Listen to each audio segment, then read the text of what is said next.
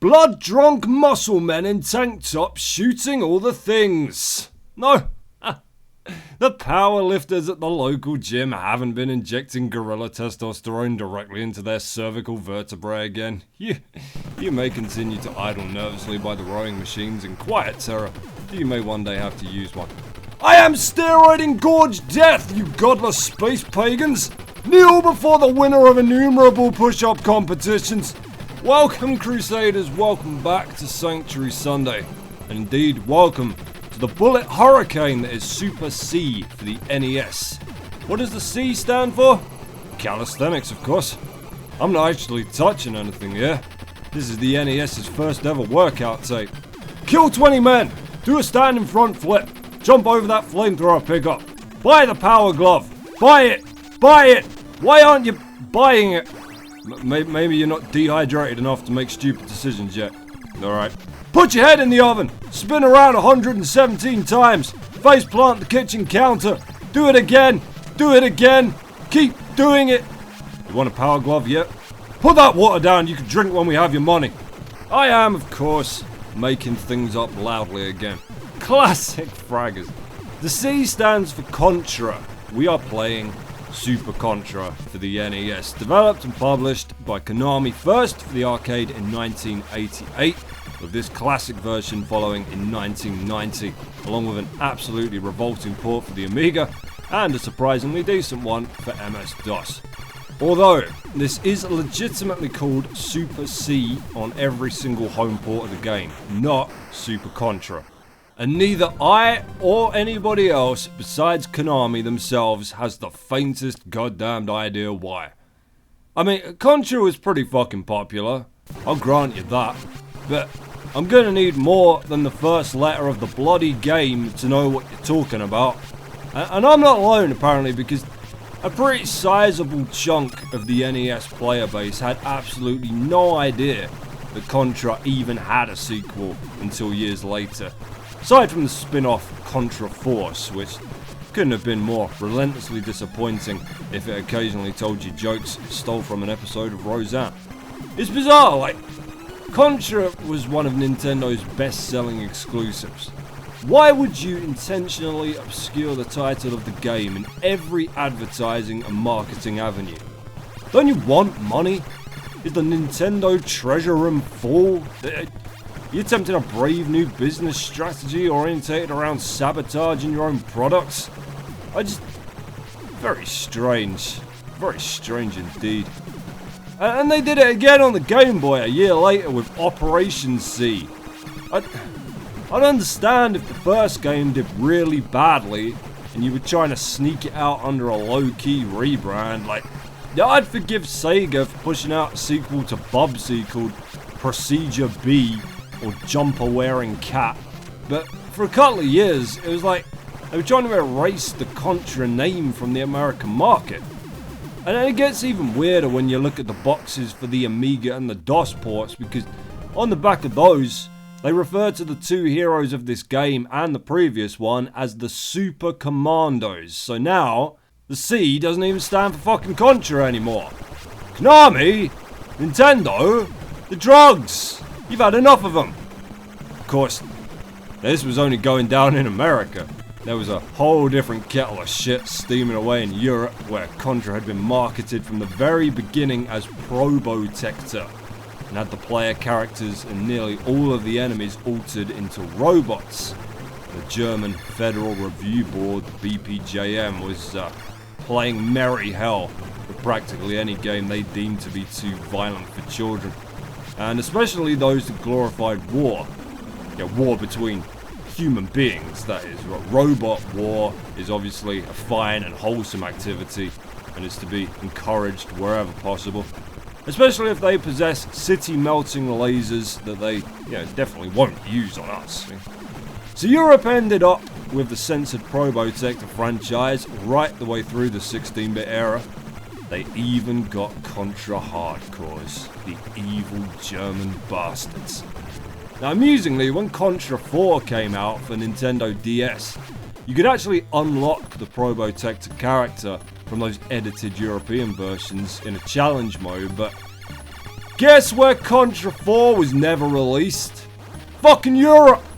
Shit, if you really want to upset yourself, when the original Contra came out in Europe, it wasn't called either Contra or Probotector. It was called Gryzor. What in the cartwheeling emerald fuck is a Gryzor? That's the kind of bullshit word you try and cheat your way out of a bad hand of Scrabble tiles with. That's like if you were watching a sci-fi movie and the alien race in it were called the Gryzor, even then you would be like, man, that's lazy. That is a lazy name to call an alien. It's almost racist. It's almost Gryzor. Jesus Christ. Well, as I'm sure you can see here, Super C's gameplay has changed very little from the first Contra game that is so terribly ashamed to share a title with. The spread gun is still a hilariously broken tsunami of hellfire that utterly humiliates anything that stands in front of it for more than half a second. Your lives are still only good for one hit. And maybe the most significant alteration from the original is that the third-person base attack interludes that appeared between the standard side-scrolling stages have been given the boot, and a couple of top-down commando-style levels have dropped in to take their place. But disappointingly, Super C is also a hell of a lot easier than Contra, and if you ever hear different, I guarantee you that it'll only be from dirty little cheaters, because the Konami code that granted you a ridiculous 30 lives to barge your way through the original game with does not work in Super C. Sorry, phony. Sorry, coward. Can't lie your way out of this alien invasion, you pathetic glory thief. You ugly crying 8-year-old shit. Play properly. You disgrace our war dead with your perjury. False valor. Take that uniform off. Take it off and walk home naked. Take it up. There is actually a separate code you can pop in to give yourself 10 lives instead, but let's keep that between us, gang. Us and a cursory Google search. No, it is a much gentler game to play than the original. The stage design and enemy placement is much more forgiving. The bosses are slower and attack with the same kind of interest and intensity your typical child applies to understanding the stock market, and there's some very subtle differences helping you along too. So your bullets and other launchable projectiles are slightly bigger and fire faster. Even the notoriously awful flame gun from the first Contra is, well, it still sucks, but can actually kill things with some dependable regularity now. And fires an intensely powerful fireball as a chargeable shot. It's, I don't really rate it as a classic overall, being brutally honest with you. It's got too much of the old top layer reheated rehash skin going on, but hey, you know, it's still Konami. Back in those days, even Konami just going through the motions and phoning it in was better than most other game studios' A games, you know. I mean, yeah, it's not a soulless copy or anything. Although the stages and environments are largely a bit anonymously bland and run together more than the immediate and dynamic theming swaps of the original, there is a real effort to mix them up with some traps and set pieces. You got an elevator battle going on right here. There was the ground straight up collapsing out from underneath you in the last stage. Boss design is a lot more imaginative than the predecessor. I mean, not this one so much. This is a hostile chandelier. This is angry furniture from the future. This is the 2143 IKEA uprising. Its name is literally Laser Chandelier, but from the next stage on, as we move further into Alien Nest territory, you're going to see some awesomely morbid, very Geiger-esque looking alien generals that fancy their chances. Bye, Fancy Lamp. A lot of the bosses in Super C go on to reprise their roles in future installments of the franchise. Not Fancy Lamp. No love for Fancy Lamp. We got a reprise of sorts of the famous waterfall stage from Contra here, minus the waterfall, plus a bunch of surprise boulder traps to annoy the shit out of you.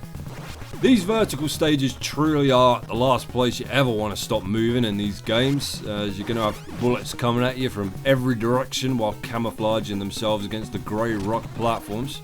Now, along with a couple of other stages, the previous elevator level and an extra stretch of the alien nest later on, this one doesn't show up in the original arcade version of Super Contra, which, much like I did last time I played a Contra game on this channel, I have decided to leave on the bench in favour of the graphically and musically inferior console version for pretty much all the same reasons. The NES port just plays better, the stages are longer and better designed, there's more of them, and again, just like the original, while graphically it is unsurprisingly superior to the NES version, it has this disgusting pale pasty colour palette that makes it look like somebody's washed it on the wrong setting, makes it look like shit, so for my money this is a superior version of the game. Alright, check this dude out. He'll answer to either Crypto Crustacean or his Japanese name, Bone Structured Zero Gravity Warship Girelao, which let me tell you, I am absolutely kicking myself right now for not bestowing upon my son. Now, according to the plot from the manual, he is one of a number of, and I quote, ruffians of the universe that the alien warmonger Red Falcon has rounded up to assist in taking his revenge on Earth after the last time we blew his head off and shot him in the heart until his house exploded. Except that if you remember from our playthrough of the original Contra, there's a gigantic, confusing as fuck mistranslation from the Japanese story there, because Red Falcon isn't an alien warmonger. Red Falcon is the name of the alien army, the leader of which had some ridiculously extensive name like Emperor Demon Dragon God Java. But hey, look, we can let that go in the first game, couldn't we? Did it really fucking matter what the gigantic alien shithead we were popping new breathing holes in at a rate of a couple hundred per second was called? But now, god damn it, now they gone and fucked it up completely, because you flick a couple of pages past the story to the Rogues Gallery section of the manual, and there you find Red Falcon, listed along with all the other bosses in Super C. Except there is no boss in the entirety of Super C that looks a goddamn thing like Red Falcon. There are alien enemies that look like Red Falcon. There's a whole army of those, which, you know, I guess makes sense because Red Falcon is named the fucking army and not the boss. Yes, I get needlessly angered by the most first-class front of the queue of first-world problems like inconsistencies in gaming plots. That's my thing. You do you and I'll do me. Now that pathetic excuse for an extraterrestrial wall feature, that was Emperor Demon Gava. And he's meant to be the leader of the alien invasion this time around. Now that makes sense in the arcade version because there, he's the final boss. Here, now, what? He's dead. He's gone. He's no longer the fucking emperor. Reign over, state funeral, done. But uh-oh, that's a bit of a bloody problem because we still got 2 motherfucking stages left to play. So what now? You killed the final boss early. You got and fucked it all up now, haven't you, son? Not to worry though. The developers were prepared for this. They got a plan B for you. Because now, you get to fight your way through the rest of the Red Falcon Hive and fight 2 of the intergalactic ruffians that Emperor Demon Gava hired to help him. I mean, that's very noble of them to honour their contracts and all. I don't know if news of their employer's death has reached them yet, because it's more than likely they're not getting paid for this anymore, but porting a game isn't easy, I understand that. Sometimes concepts and intentions get lost in translation, but how hard can it be to make sure that the final boss stays at the end of the fucking game? Did he just keep moving around on his own? No, I can kill this puny fool on level 6!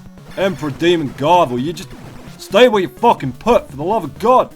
Never. How difficult could it be to look at your manual, see that you've named the final boss Red Falcon in the plot blurb, and then listed him 3 pages ahead of that as either a random enemy or a boss that at no point appears anywhere in the entire fucking game? Does anybody proofread this shit before they throw it on the shelf and charge 40 quid for it? God damn it! Well, here's Temple of Terror, or Shadow Beast Demon Statue Death Gerbis. I think in Japan, the more names you have, the more powerful you are. Wish my great grandma was still alive so I could take her to Tokyo. She had like 6 middle names. As soon as she crossed into Japanese airspace, it'd trigger her final form and I could ride her around as she breathed nuclear fire out of her 7 heads. Temple of Terror was pretty awesome, man. Kind of bummed out he never showed up in any of the other games where they would have made him less of a complete joke. And again, the manual doesn't really help the mythology behind these supposedly legendary mercenaries that the Emperor's gathered up to annihilate the Earth with. You know, take the giant metal spider bot that we fought at the end of Stage 3. You remember the Robo Spider? The Babalu Destructoid Mechanism, that bloody thing's called. According to the plot blurb, it disintegrated an entire fucking solar system. On its own. It's a shame nobody tried standing on its goddamn head, which renders it completely fucking helpless. You know what? I think somebody's been telling porcupines on their resume. I think even the name of the solar system it allegedly destroyed sounds made up. You ready for this? The Tra-la-la system. The Tra-la-la system! Tra-la-la is literally the sound cartoon characters make when they're standing around trying to look inconspicuous before they do something completely dishonest and sneaky, like lie on their goddamn CV about blowing up a solar system. What a joke.